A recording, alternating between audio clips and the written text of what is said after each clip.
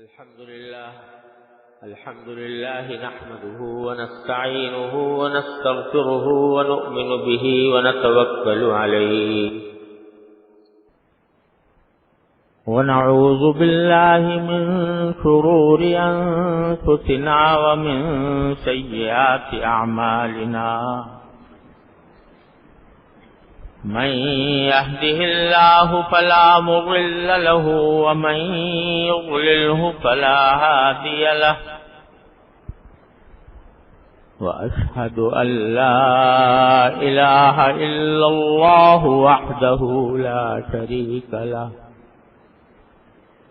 وأشهد أن سيدنا وسندنا ونبينا ومولانا محمدا عبده ورسوله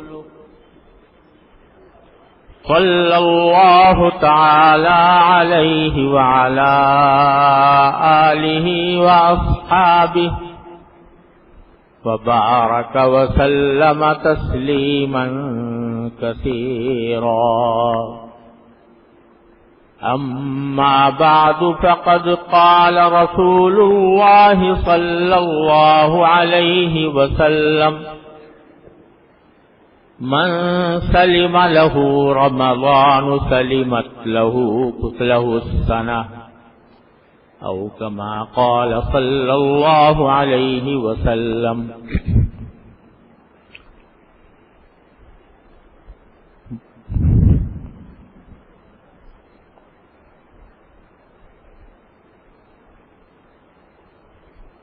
بزرگان محترم اور برادران عزیز، السلام علیکم ورحمۃ اللہ وبرکاتہ. ایک طویل عرصے کے بعد آج آپ حضرات کی خدمت میں حاضری کا موقع مل رہا ہے. پچھلے دنوں ایک طویل عرصہ تو میری بیماری میں گزرا. اللہ تبارک و تعالیٰ نے اپنے فضل و کرم سے صحت عطا فرمائی. اس کے بعد طبیعت کی کمزوری اور نقاہت کا سلسلہ طویل ہوا اور اس کے بعد پھر متعدد سفر پیش آئے، جس کی بنا پر میں آپ حضرات کی خدمت میں حاضر ہونے سے معذور رہا. اللہ جل جلالہ کا فضل و کرم ہے کہ آج اس نے توفیق عطا فرمائی اور ایک ایسے موقع پر حاضری ہو رہی ہے جبکہ رمضان المبارک کا مہینہ ان قریب ہم پر سایہ فگن ہونے والا ہے اور یہ رمضان سے پہلے آخری جمعہ ہے. انشاءاللہ اگلا جمعہ رمضان المبارک میں آئے گا. تو اس موقع پر رمضان المبارک ہی کے بارے میں کچھ باتیں عرض کرنے کو دل چاہتا ہے، کیونکہ یہ مہینہ سال میں ایک مرتبہ آتا ہے اور اللہ تبارک و تعالی نے یہ مہینہ در حقیقت ہماری تعلیم و تربیت کے لیے منتخب فرمایا ہے. یوں تو سال کے 12 مہینے اور ہر مہینے کے 30 دن سبھی اللہ تبارک و تعالی کے پیدا کیے ہوئے ہیں اور ظاہری اعتبار سے ان دنوں میں یا مہینوں میں کوئی خاص فرق نہیں ہوتا. سورج اس میں بھی طلوع ہوتا ہے، اس میں بھی غروب ہوتا ہے، دن اس میں بھی آتا ہے، رات اس میں بھی آتی ہے. ظاہری اعتبار سے وہ عام دنوں کی طرح ہیں، لیکن اللہ تبارک و تعالی نے بعض دنوں کو یا بعض مہینوں کو خاص طور پر اپنی طرف منسوب فرما لیا ہے. یہ میرا مہینہ ہے، یہ میرا دن ہے. اس نسبت کی وجہ سے اس دن یا مہینے میں ایک تقدس پیدا ہو جاتا ہے، ایک امتیاز اس کو حاصل ہو جاتا ہے.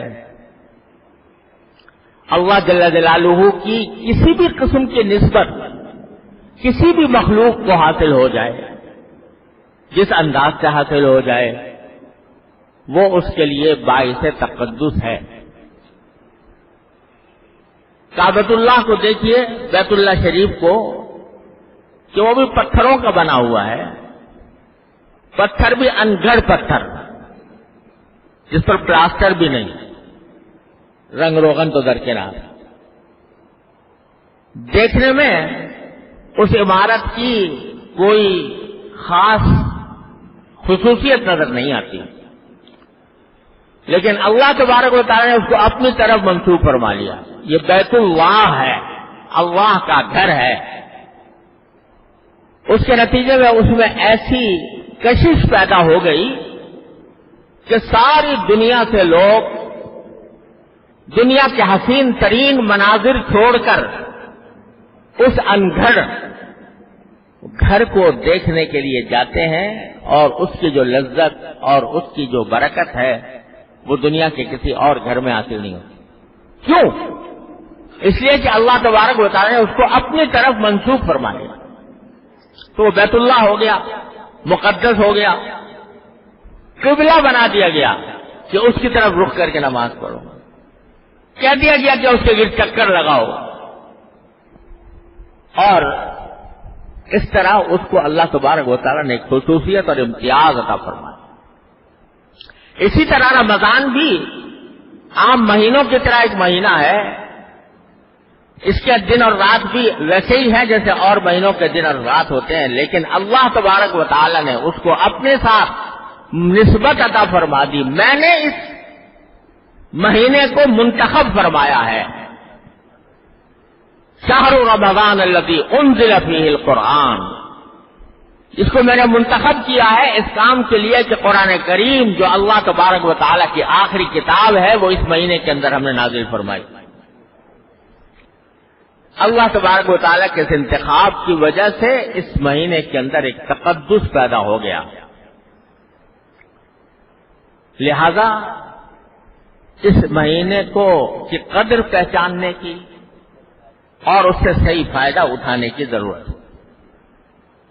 ہمارے ملک میں اور بعض دوسرے ملکوں میں بھی رمضان آنے سے پہلے کچھ تقریبات منعقد ہوتی ہیں استقبال رمضان کے نام سے. استقبال رمضان کا جلسہ ہو رہا ہے، استقبال رمضان کی تقریب ہو رہی ہے، اس کے بارے میں لوگوں کا اجتماع ہو رہا ہے. یہ تو ایک رسمی کارروائی ہے، اور اس قسم کی رسمی کارروائی کی نظیر حضرات صحابہ کرام رضی اللہ تعالیٰ عنہ کے عہد مبارک میں کہیں نظر نہیں آتی کہ رمضان سے پہلے کوئی جلسہ اس کام کے لیے کیا گیا ہو کہ وہ استقبال رمضان کی تقریب منعقد کی جائے گی. لیکن اصل استقبال رمضان کا یہ ہے کہ اس کے لیے اپنے آپ کو تیار کیا جائے. چنانچہ حدیث میں آتا ہے کہ حضور نبی کریم سرور دو عالم صلی اللہ علیہ وسلم نے رمضان کے آنے سے ایک دن پہلے شعبان کے آخری دن ایک خطبہ دیا صحابہ کرام کو، جس میں رمضان المبارک کی فضیلت، اس کی اہمیت، اسے گزارنے کا طریقہ نبی کریم صلی اللہ علیہ وسلم نے بیان فرمایا. دینا بھائی ذرا خطبے کی کتاب. آج انشاءاللہ وہی خطبے کے اندر پڑھا جائے گا.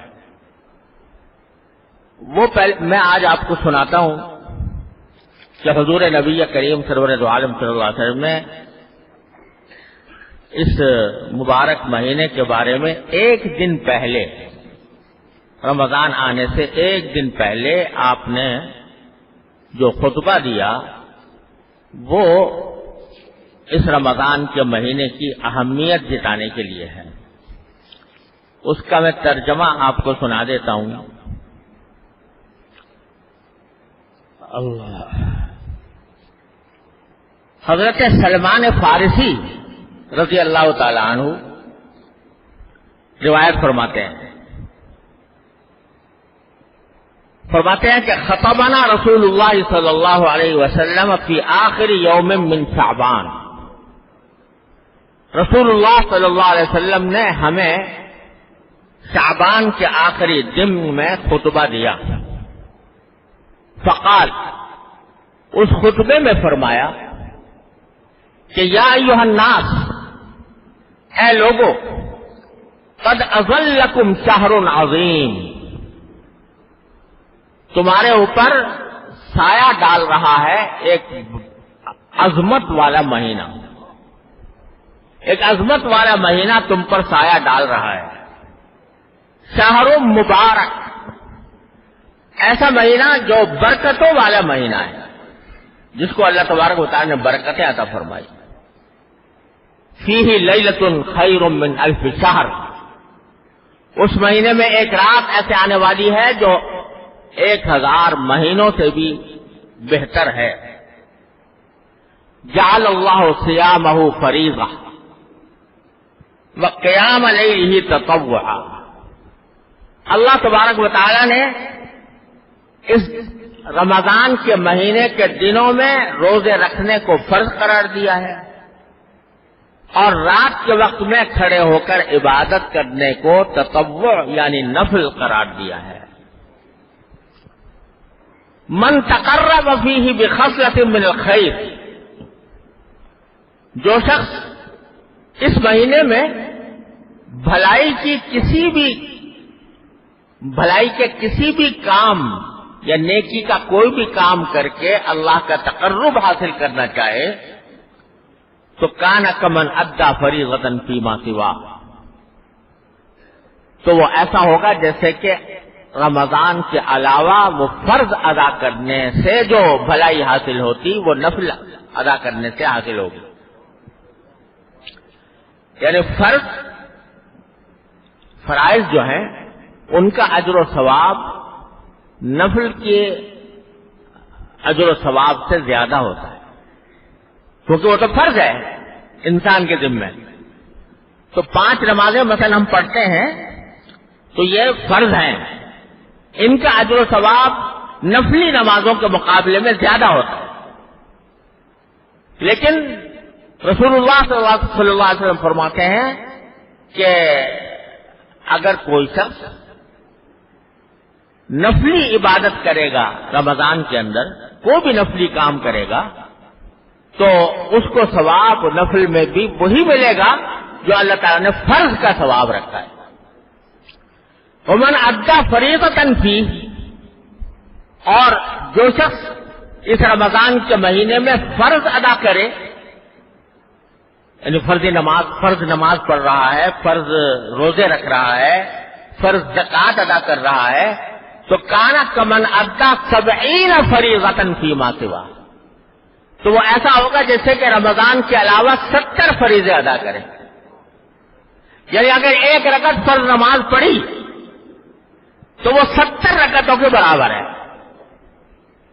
اسی طرح فرض کرو فجر کی نماز 2 رکعتوں پر مشتمل ہوتی ہے، دو رکعتوں کی فرض نماز ہوتی ہے، تو اس 2 رکعتیں فجر پڑھنے کا ثواب ایسا ہے جیسے کہ غیر رمضان میں، رمضان کے علاوہ کسی اور دن 70 رکعتیں پڑھنے کا، 70 نہیں بلکہ 140 رکعتیں پڑھنے کا جتنا ثواب ہوتا وہ 2 رکعتوں میں مل جائے گا.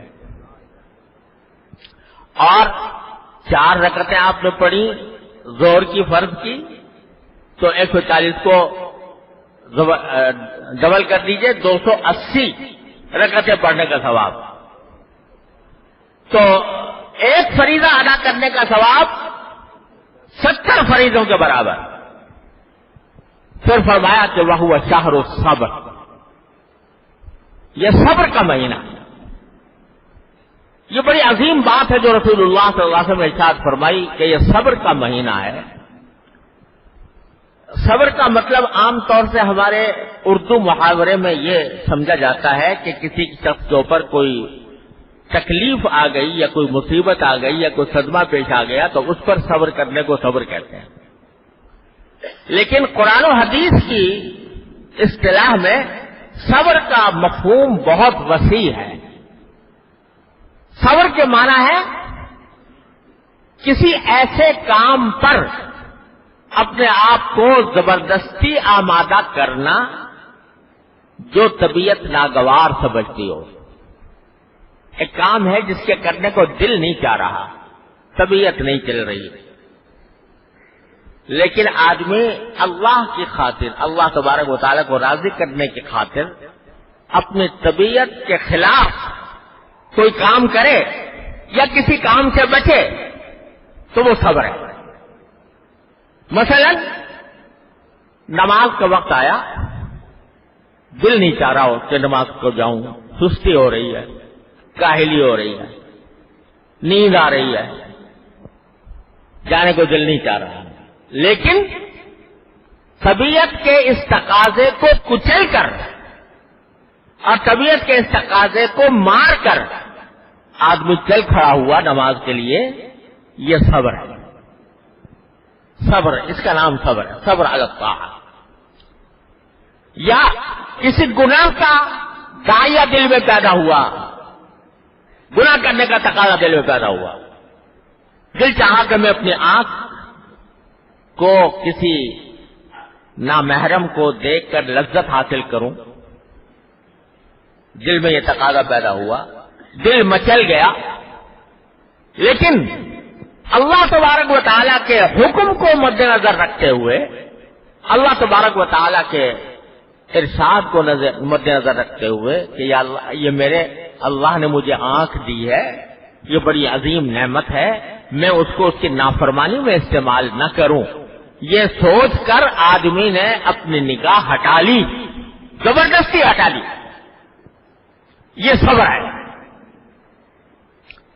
کوئی تکلیف پیش آئی، اس تکلیف کے اوپر دل چاہ رہا تھا کہ واویلا کروں اور دل چاہ رہا تھا کہ تقدیر کا شکوہ کروں کہ میں ہی رہ گیا تھا اس تکلیف کے لیے، لیکن آدمی یہ سوچے کہ یہ اللہ تبارک و تعالیٰ کی مشیت ہے، اس کا فیصلہ ہے، وہ حاکم بھی ہے، حکیم بھی ہے، اس کے فیصلے کے آگے سر تسلیم خم کر دیا، یہ صبر ہے. تو صبر کے معنی ہے طبیعت کو ناگوار امور کے اوپر اللہ کی خاطر مجبور کرنا کہ میں نے یہ کام کرنا ہے یا اس کام سے بچنا ہے کیونکہ مجھے اللہ کو راضی کرنا ہے. اس کا نام ہے صبر.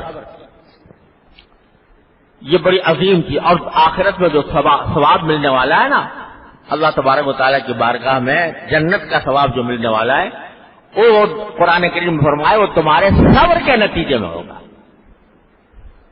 وَجَزَاهُمْ بِمَا صَبَرُوا جَنَّةً وَحَرِيرًا. اللہ تبارک و تعالیٰ مسلمانوں کو جو جزا دیں گے، یعنی انعام دیں گے جنت کا، وہ کس لیے دیں گے؟ بِمَا صَبَرُوا، کیونکہ ہم نے دنیا کے اندر صبر سے کام لیا تھا. دوسرے لوگ خواہشات کے پیچھے چل رہے تھے، طبیعت کے آگے مجبور ہو گئے تھے، طبیعت کے تقاضوں کے آگے اپنے ہتھیار ڈال دیے تھے، مگر میرے یہ بندے ہیں جنہوں نے اپنی طبیعت کے خلاف، اپنے خواہشات کے خلاف میرے حکم کی خاطر صبر سے کام لیا، اور اس وجہ سے ان کو جنت مل رہی. تو نبی کریم سرور عالم صلی اللہ علیہ وسلم فرماتے ہیں کہ شہر الصبر ہے، یعنی یہ صبر کا مہینہ ہے، یعنی صبر کی تربیت اس میں کی جا رہی ہے، صبر کی تربیت دی جا رہی ہے، ٹریننگ دی جا رہی ہے. کیسے؟ جب روزہ رکھا تو اپنے اوپر کھانا پینا حرام کر لیا، اب پیاس لگی ہوئی ہے شدت سے، گرمی کا موسم ہے، اور دل چاہ رہا ہے کہ ٹھنڈا پانی پی لوں، لیکن طبیعت کے اس تقاضے کو آپ نے دبا دیا. کیوں دبا دیا؟ میرا روزہ ہے. اور روزے کے اندر کوئی کھانا پینا اللہ تعالیٰ نے منع کر رکھا ہے. یہ عمل جو آپ نے کیا کہ طبیعت کے تقاضے، پیاس کو دبا لیا، بھوک کو دبا لیا، جنسی خواہش کو دبا لیا، یہ عمل جو آپ نے کیا یہ صبر ہے. تو اللہ تبارک و تعالیٰ یہ پورے مہینے ہمیں آپ کو صبر کی ٹریننگ دے رہے ہیں کہ دیکھو جس طرح روزے کے اندر تم صبر سے کام لیتے ہو، یعنی باوجود بھوک کے نہیں کھاتے، باوجود پیاس کے نہیں پیتے. کیوں نہیں پیتے؟ اللہ تعالیٰ کا حکم کی وجہ سے نہیں پیتے. اسی طرح تم اپنی ساری زندگی میں یہ عمل کرو کہ جس چیز سے اللہ تعالیٰ نے روکا ہوا ہے، منع کیا ہوا ہے، طبیعت کتنی ہی چاہ رہی ہو اس سے رک جاؤ. یہ ٹریننگ دی جا رہی ہے صبر کی. تو اس لیے نبی کریم صلی اللہ علیہ وسلم فرمایا کہ یہ مہینہ صبر کا مہینہ ہے. وَالصَّبْرُ ثَوَابُهُ الْجَنَّةُ، اور صبر کا ثواب جنت ہے. جیسے میں نے ابھی عرض کیا کہ جنت جو ملے گی وہ صبر کے نتیجے میں ملے گی. پھر فرمایا وَالشَّهْرُ الْمُوَاسَاةِ، یہ غمخواری کا، ہمدردی کا مہینہ ہے. یعنی اس میں مسلمانوں کو یہ تربیت دی جاتی ہے کہ تم ایک دوسرے کی ہمدردی کرو، ایک دوسرے کی غمخواری کرو. کسی کو کوئی تکلیف پہنچی ہوئی ہے تم اس کو دور کرنے کا اہتمام کرو. اس کسی بیچارے کو کوئی مسئلہ درپیش ہے اس میں اس کی مدد کرو. تو یہ مواسات کا مہینہ، یعنی اس میں ٹریننگ دی جا رہی ہے مواسات کی، یعنی ہمدردی اور غمخواری کی، کہ اس میں صرف اپنے ہی مفادات کو پیش نظر نہیں رکھنا، بلکہ اپنے ساتھیوں کے، اپنے رشتہ داروں کے، اپنے دوستوں کے، اپنے احباب کے اور اپنی پوری امت کے انسانوں کی ہمدردی کے جذبات اس میں ہونے چاہیے. اور پھر فرمایا کہ یزاد فیہ رزق المومن، اس مہینے کے اندر مومن کے رزق میں اضافہ کر دیا جاتا ہے اللہ تبارک و تعالیٰ کی طرف. عام دنوں کے مقابلے میں اللہ تعالیٰ اس میں مومن کو زیادہ عطا فرماتے ہیں. اور اس کا مشاہدہ کر لیجئے کہ کوئی کتنا ہی غریب آدمی ہو، لیکن رمضان کے مہینے میں اس کے افطار کے دسترخوان پر کچھ نہ کچھ عام دنوں کے مقابلے میں زیادہ ہوگا. یہ اللہ تعالیٰ نے مسلمان کو رمضان کا نقد انعام یہ دیا ہے کہ اس میں مومن کے رزق میں اضافہ کر دیا جاتا ہے. اور فرمایا کہ من فطر فیہ صائما، اس رمضان کے مہینے میں جو کسی روزے دار کو افطار کرائے، کان لہ مغفرۃ للذنوب، تو یہ افطار کرانا اس کے گناہوں کی مغفرت کا ذریعہ بن جاتا ہے. وعتق رقبتہ من النار، اور اس کے نتیجے میں اس کی گردن کو اللہ تعالیٰ آگ سے، جہنم سے آزاد فرما دیتے ہیں. وَكَانَ لَهُ مِثْلُ أَجْرِهِ، اور کسی روزے دار کو جو آپ نے افطار کرایا تو اس روزے دار کو روزہ رکھنے کا جتنا ثواب ملا تھا اتنا ہی ثواب افطار کرانے والے کو بھی ملے گا. كَانَ لَهُ مِثْلُ أَجْرِهِ مِنْ غَيْرِ أَنْ يَنْتَقِصَ مِنْ أَجْرِهِ شَيْءٍ. اور یہ نہ سمجھنا کہ جب اس کے افطار کرانے سے تمہیں ثواب ملا اس کے روزہ رکھنے کا، تو اس کے روزہ رکھنے کے ثواب میں کوئی کمی ہو گئی ہوگی. فرمایا نہیں، اس کے ثواب میں کوئی کمی واقع نہیں ہوگی. صحابہ کرام فرماتے ہیں کہ جب نبی کریم صلی اللہ علیہ وسلم نے یہ بات فرمائی کہ کسی روزے دار کو اگر افطار کراؤ تو اس کے روزہ رکھنے کا بھی ثواب مل جاتا ہے، تو ہم نے کیا یا رسول اللہ لیس کلنا نجد ما یجد ما یفطر به الصائم، کہ ہم میں سے ہر ایک شخص میں تو طاقت نہیں ہوتی کہ وہ کسی کو افطار کرائے. یہ اس زمانے کا حال ہے جبکہ نبی کریم صلی اللہ علیہ وسلم کے عہد مبارک میں لوگوں کے پاس آمدنیاں کم تھیں، خود اپنے کھانے کو چلالے پڑے ہوئے تھے. تو اس لیے پوچھا کہ بہت سے لوگ ہم میں ایسے ہیں کہ جن کے پاس اپنے ہی کھانے کو کچھ نہیں ہوتا، دوسرے کو کیسے افطار کرائیں؟ فقال رسول اللہ صلی اللہ علیہ وسلم، تو آپ نے فرمایا کہ یؤتی اللہ ھذا الثواب، اللہ تعالیٰ یہ ثواب عطا فرمائیں گے، من فطر صائما علی مذقۃ لبن، کہ اگر کوئی شخص کسی روزے دار کا روزہ دودھ کے ایک گھونٹ سے بھی افطار کرا دے، یعنی دودھ کا ایک گھونٹ دے دیا بھائی اس سے افطار کر لو، اور شربت من ماء، اور کچھ نہیں تو پانی کا ایک مشروب دے دیا کہ بھئی پانی پی لو، اسے افطار کر لو، اس پر بھی اللہ تعالیٰ یہی اجر و ثواب عطا فرمائیں گے انشاءاللہ۔ ومن اشبع صائما، اور اگر کسی روزے دار کو پیٹ بھر کر کھلا دیا تو سقاہ اللہ من حوضی، تو اللہ تعالیٰ اس کو میرے حوض سے یعنی حوض کوثر سے شربتن، ایک ایسا شربت پلائیں گے کہ لا یظمأ حتی یدخل الجنہ، تو وہ جنت میں داخل ہونے تک اس کو پیاس نہیں لگے گی۔ پھر فرمایا کہ وہو شہر اولہ رحمہ، یہ ایسا مہینہ ہے کہ اس کا پہلا حصہ رحمت ہے اللہ تعالیٰ کی، وأوسطہ مغفرہ، درمیانہ حصہ مغفرت کا ہے، اور وآخرہ، اور آخری حصہ جو ہے عتق من النار، وہ جہنم سے مکمل آزادی کا عشرہ ہے۔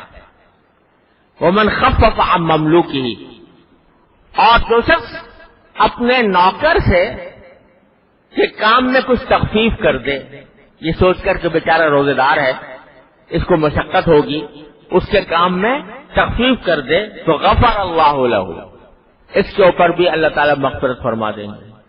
وَأَعْتَقَهُ مِنَ النَّارِ، اور اس پر بھی اللہ تبارک و تعالیٰ اس کو جہنم سے آزادی عطا فرما دیں گے۔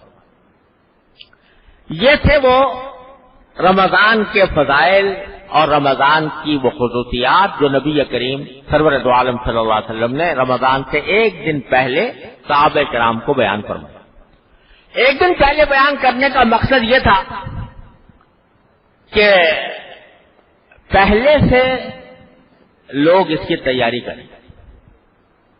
یہ مہینہ آ رہا ہے، اللہ تبارک و تعالیٰ نے اس مہینے کے اندر یہ خصوصیت رکھی ہے کہ مغفرت کے دروازے چوپٹ کھول دیے ہیں، رحمت کی گھٹائیں جھوم جھوم کر برس رہی ہیں، اور چھوٹے سے چھوٹے عمل کے اوپر عظیم اجر و ثواب کا وعدہ فرمایا گیا ہے۔ تو اس لیے مسلمانوں سے در حقیقت مطالبہ یہ ہے کہ اس مہینے کو خالصتاً عبادت کے کام میں جتنا زیادہ سے زیادہ ہو سکے استعمال کرو۔ 11 مہینے تم لگے ہوئے ہو اپنے دنیا کے کاروبار میں، وہ بھی ہم نے تمہیں اجازت دی ہوئی ہے، لیکن اس کاروبار میں لگ کر تم بکثرت اللہ تبارک و تعالیٰ کو بھول جاتے ہو۔ تو یہ مہینہ ہم نے تمہیں اس لیے دیا ہے کہ 11 مہینے میں تمہارے اندر جو غفلت پیدا ہوئی ہے اللہ تبارک و تعالیٰ کے ذکر سے، اس کی عبادت سے، اس مہینے کے اندر اس زنگ کو دور کر لو، اور غفلت کے زنگ کو دور کر کے اس میں اپنے روح کو تقویت دو، اپنی روحانیت میں اضافہ کرو، اللہ تعالیٰ کے ساتھ تعلق جو کمزور پڑ گیا تھا 11 مہینوں میں، اس تعلق کو مضبوط کر لو۔ اس غرض کے لیے یہ مہینہ ہم نے تمہیں دیا ہے، لہذا اس کا نظم اوقات ایسا ترتیب دو کہ اس میں زیادہ سے زیادہ وقت تم اللہ تعالیٰ کی عبادت کے لیے نکال سکو، نفلی عبادتیں بھی جتنی زیادہ سے زیادہ ہو سکے وہ کر سکو۔ یہ اللہ تبارک و تعالیٰ نے خاص موقع تھا، لہذا ہر مسلمان کو چاہیے کہ وہ رمضان کے آنے سے پہلے اپنے نظام اوقات کو اس طرح ترتیب دینے کی کوشش کرے کہ جو دوسرے کام ہیں جو سارے سال چلتے رہتے ہیں ان میں جتنے کاموں کو مختصر کر سکے وہ مختصر کرے، اور جو وقت اس طرح بچے اس کو اللہ تبارک و تعالیٰ کی عبادت میں، بندگی میں، اللہ تعالیٰ کے ذکر میں، تسبیح میں، تلاوت قرآن میں صرف کرے۔ مثلا عام دنوں کے اندر تلاوت قرآن کا موقع پوری طرح نہیں ملتا یا بہت کم ملتا ہے. رمضان کا مہینہ قرآن کریم سے خاص خصوصیت رکھتا ہے. آدمی یہ طے کر لے کہ میں روزانہ اتنے پارے پڑھا کروں گا، قرآن کریم کی تلاوت کروں گا. تسبیحات سبحان اللہ والحمدللہ ولا الہ الا اللہ واللہ اکبر چلتے پھرتے اٹھتے بیٹھتے پڑے انسان، زبان کے اوپر اللہ تعالیٰ کا ذکر جاری رہے. اور اس بات کا اہتمام کرے کہ جب میں نے کھانا پینا چھوڑ دیا ہے جو حلال کام تھا اللہ کے خاطر، تو جو حرام کام ہے وہ کسی قیمت پر اس مہینے کے اندر نہیں کروں گا. آنکھ کی حفاظت کروں گا، زبان کی حفاظت کروں گا، کانوں کی حفاظت کروں گا، رزق حلال سے افطار کروں گا. ورنہ اس کے کیا معنی کہ روزہ تو اللہ کے لیے رکھا اور افطار کر رہے ہو حرام مال سے، رشوت کے مال سے، دھوکے کے مال سے، سود کے مال سے، قمار کے مال سے. تو یہ کیسا روزہ ہوا کہ آدمی روزہ رکھ کے افطار کرے حرام سے. لہذا اس بات کی کوشش کی جائے کہ حلال روزی ہو، حلال آمدنی ہو، اور زیادہ سے زیادہ وقت اللہ تبارک و تعالیٰ کی عبادت میں گزرے. اللہ تبارک و تعالیٰ اپنے فضل و کرم سے، اپنی رحمت سے مجھے اور آپ کو سب کو اس کی توفیق عطا فرمائے. وآخر دعوانا